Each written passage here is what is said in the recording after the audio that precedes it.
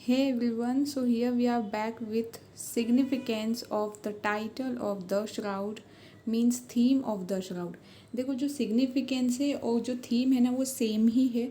और इसमें आज हम पढ़ने वाले हैं about Premchand first, his quotes, significance and theme and conclusion. So let's just move on it. Munshi Premchand के बारे में है फर्स्ट ऑफ ऑल, जो कि मैंने आपको लास्ट वीडियोज़ में भी बताया हुआ है। His real name was Dhanpat Rai Srivastav. He was born on 31st July 1880 in Lamhi, Banaras State, British India, and died on 8 October 1936 at the age of 56 in Banaras State, British India। जहाँ पे उनका born हुआ था वहीं ही died. Okay, birth place की जगह पर ही। And his pen name was Premchand and Nawab Rai. ये नवाब राय मैंने आपको लास्ट टाइम बोला था कि इसको थोड़ा सा रिमाइंड रखना माइंड में। एक तो उनका रियल नेम धनपत राय श्रीवास्तव है और वैसे उनका पेन नेम है Nawab Rai. Then occupation, by occupation he was a novelist and short story writer. Language was Hindi and Urdu. Nationality Indian. Notable works are Karmabhoomi, Shatranj के खिलाड़ी, गबन, मानसरोवर, ईदगाह एंड बूढ़ी काकी। ये सारे जो काम, ये जो जितने भी उनके वर्क्स हैं ना, ये बहुत ही फेमस एंड प्रिवलेंट रहे हैं। बहुत सारी एनसीईआरटी की बुक्स में आपको मिल जाएंगे देखने ये, क्योंकि और बहुत सारे मतलब जैसे लिटरेचर जिनका सब्जेक्ट होता है हिंदी स्पेशली हिंदी, उसमें भी ये बहुत आपको देखने मिलेगा। तो ये मुंशी प्रेमचंद के बारे में था। He is very popular writer of his era. Now here is about his coat.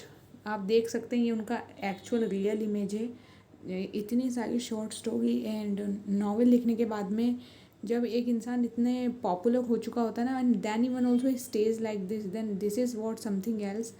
यहाँ एक कोट है उनका, beauty doesn't need ornament, softness can't bear the weight of ornaments. Okay, मतलब ब्यूटी को ना ऑर्नामेंट्स की ज़रूरत नहीं होती है। अगर आप सुंदर हैं then you don't need to be you know beautify by the ornaments. आप अगर ऐसे आभूषण वगैरह पहन के ऐसे आपको बाहर दिखावा अगर आप कर रहे हो तो that is not needed at all, क्योंकि एक्चुअल ब्यूटी को ऑर्नामेंट्स की कोई नीड नहीं होती है। और जो सॉफ्टनेस होती है ना वो तो वैसे भी बियर नहीं कर सकती ऑर्नामेंट्स का weight. This was the very famous and very very questionable quote by Premchand. और क्वेश्चनेबल मैं इसको इसलिए बोल रही हूँ क्योंकि इसमें ना आप ना एक अभी के टाइम में अगर आप देखें तो इस चीज़ को हम क्वेश्चन की तरह ले सकते हैं कि लाइफ में यही सारी चीज़ें जो लोग ऐसा बाहर दिखावा इंस्टा, एफबी, व्हाट्सअप वगैरह पे जितना भी करते रहते हैं, but actually they are not happy with in them. और यही चीज़ इसमें बताने की कोशिश की है आपको इस कोट से, जबकि Premchand is not of this era है ना, लेकिन उनका जो थॉट प्रोसेस था ना, क्योंकि एक जो जनरल माइंडसेट होता है लोगों का वो हर एज ग्रुप में एक जैसा ही रहता है, हर ईरा में सेम रहता है। तो यहाँ पर भी उन्होंने यही बताने की कोशिश की है। I hope you understood this quote. अब now we are moving on to our जो भी हमारा अब ये यहाँ से क्या स्टार्ट होगा ना, यहाँ से हमारा स्टार्ट होगा significance and theme of the shroud. तो फर्स्ट जो है, फर्स्ट वन वो है पुअर्टी एंड क्लास। ओके, इसमें क्या सिग्निफिकेंस बताया वो है ये। अब मैं आपसे एक सजेशन आपको दूंगी कि आप before you watch this whole video, आप एक काम करना, आप सबसे पहले तो वो जो स्टोरी जो मैंने आपको ओवरऑल जो उसकी समरी बताई है ना, 1 by 1 8 points I covered in that video, मैं आपको डिस्क्रिप्शन में लिंक दूंगी, उसको पहले पढ़ लेना या समझ लेना, उसको अच्छे से सुन लेना। और उसके बाद आप अगर इस वाले पर आएंगे, इस पूरे पर, तो आई थिंक कि आपको ये अच्छे से ज़्यादा समझ में आएगा, क्योंकि ये जो है ना this is all about significance and theme. और थीम इंसान कोई भी तभी समझ पाएंगे आप, वैसे तो आपको यहाँ पे भी बहुत कुछ स्टोरी समझ आ जाएगी। Theme you can understand if you watch that video. So first is here poverty in class. The shroud depicts a poor family of a low caste in India in the 1930s। 1930 के time में the shroud जो है ना वो क्या depict करता है, एक पुअर फैमिली, लो कास्ट की, कास्ट भी लो है, एक तो कास्ट सिस्टम उस समय था, आपको यू ऑल नो। तो कास्ट भी प्रॉब्लम एक तो है, creating problem, and poor family है वो, तो पुअर्टी एंड क्लास को दिखा रहा है।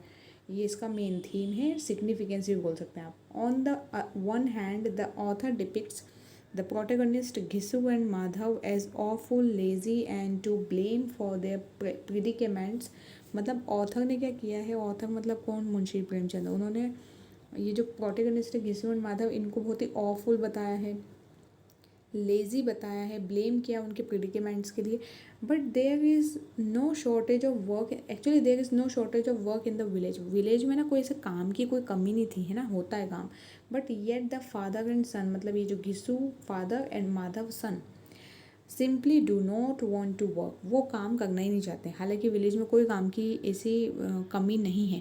आप अभी के सिनेरियो में भी देखते होंगे ये चीज़ कि बहुत सारे लोगों को ना प्राइवेट जॉब्स मिल रही होती हैं, अच्छी खासे पेमेंट मिल रही होती है, कई बार लो पेमेंट पे भी मिल रही होती है, लेकिन जस्ट बिकॉज उनको ना वो काम नहीं करना पसंद है। जैसे दे वॉन्ट डायरेक्टली उनको गवर्नमेंट जॉब चाहिए, या फिर ये कह लो कि डायरेक्टली ना कुछ अच्छा लेवल का वर्क चाहिए, हम उसमें एज अ एम्प्लॉय काम क्यों करें, हम खुद एम्प्लॉयर बनेंगे, ये सोच होती है।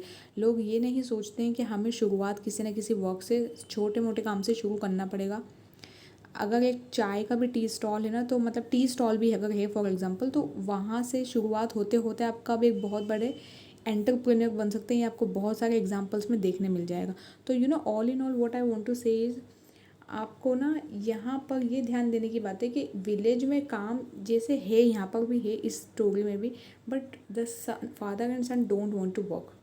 On the other hand the narrator expresses some sympathy for the situation. अब ना दूसरे हाथ की तरफ अगर हम, मतलब ऑन द अदर हैंड अगर आई वी सी दिस, तो नरेटर जो है वो एक्सप्रेस कर रहा है, उनके सिंपथी भी एक्सप्रेस कर रहा है उनकी सिचुएशन पे, attributing it to the highly unequal and unjust class system in which they live। वो ये जो ऑथर है ना अपने प्रेमचंद, ये ना बहुत ही इतने मतलब जाने माने क्यों है ना, क्योंकि इन्होंने दोनों चीज़ें बताई है। दोनों मतलब कौन सी दोनों चीज़ें, इन्होंने ये भी बताया है कि इसमें ये तो लेज़ी एंड ये सब है ही सही, ओवरफुल हैं, इनको ब्लेम किया जाना चाहिए क्योंकि they don't want to work. But actually ना इनका ये जो कास्ट सिस्टम जो प्रिविलेंट है वहाँ पे, उसका भी तो फॉल्ट है, ओके, विलेज में, या जिस भी उस समय पे 1930s की स्टोरी है, तो उस समय पे जो भी कास्ट सिस्टम प्रिविलेंट था उसकी बात हो गई। तो पुअर एंड क्लास ये इस बारे में था। अब पुअर एंड क्लास को आगे मैंने कंटिन्यू करते हुए नेक्स्ट स्लाइड पे लिया है, क्योंकि इसको थोड़ा वो एक्सप्लेन करने की नीड है यहाँ। The narrator remarks that Ghisu and Madhav attitude is no surprise given that they live in a society where poor peasant who do breaking labor are in no better shape than they are। Actually क्या होता था ना, घिसू और माधव ना इस वाले attitude में भी हैं, जो कि कोई सरप्राइजिंग एटीट्यूड नहीं है। कौन सा वाला एटीट्यूड के काम नहीं करना, क्योंकि ना सोसाइटी में पता है कैसा है कि पुअर जितने भी पीजेंट और जितने भी किसान वगैरह जितने भी लोग हैं, वो ना बिल्कुल ऐसे कमर तोड़ बैकिंग लेबर, इसको बोलते हैं, कमर तोड़ लेबर कर रहे हैं, मेहनत किए जा रहे हैं, बट उनकी कोई शेप में या उनके प्रॉब्लम में कोई सुधार नहीं हुआ है, वही सब चल रहा है इतने सालों से। Finally the shroud offers a reflection on poverty as a cycle and a trap. तो फाइनली ये जो रिफ्लेक्शन एक शो किया है, पुअर्टी एंड क्लास का रिफ्लेक्शन शो किया है इसमें, इस स्टोरी में। तो यही इसका थीम है कि किस तरह से ये वाली जो पुअर्टी की क्लास और ट्रैप है ना, ट्रैप एक जाल बिछा हुआ है पूरा, वो चलता ही रहता है। Gisu's son Madhav has taken his father's attitude to an even greater extreme। अब जो माधव है ना, उसने तो ओ बड़े लेवल पे उसके फादर का जो ये थॉट है वो ले लिया कि भाई हम क्यों काम करें जबकि हमें उसी ट्रैप में रहना है। आफ्टर देयर फीस्ट मील, उनके खाने भोजन के बाद at a wine house the man will assumedly awaken to the same miserable situation. वो उसके बाद में तो आपको पता ही कि वापस से मतलब वाइन ले लें या कितना ही खाना वाना खा लें। एक रात को उन्होंने ऐसा ही किया था ना, श्राउड थे उसके पैसों से ये सब खरीदा था और खाया पिया था, मज़े किए थे वो। तो वो एक्चुअली वापस अपनी मिजरेबल सेम सिचुएशन में आ ही जाएंगे, ये उनको पता है। The only thing that has changed is that now Madhav just like his father will have the memory of the feast he will likely never be able to experience again। उसको कभी भी वापस वो चीज़ एक्सपीरियंस करने तो नहीं मिलेगी, लेकिन उसको अच्छा लग रहा था ये कि ठीक है एक दिन के लिए सही।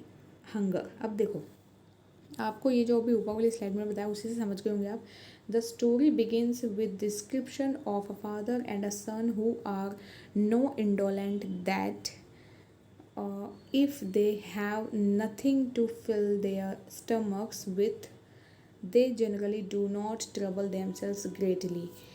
यहाँ पर ना फादर और जो सन है ना हुआ सो इंडोलेंट लेज़ी टाइप के पर्सन है कि वो ना अगर उनको खाना नहीं भी मिला तो उसके लिए भी कोई प्रॉब्लम नहीं है उनको बैठे रहना ज़्यादा पसंद है, provided that they can avoid having to work, मतलब उनको ले दे के अवॉइड करना है, काम नहीं करना है, बस ये है। इतने लेज़ी लोग कहाँ मिलेंगे आपको देखने। Next is after going hungry for 3 to 4 days,